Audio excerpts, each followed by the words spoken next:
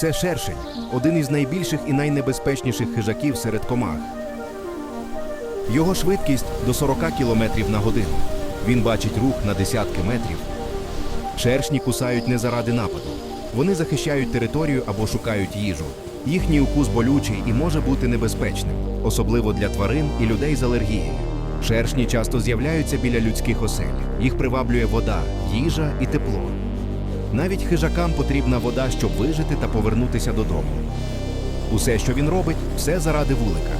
Один шершень – частина великої колонії. Природа не зла, вона просто сильна.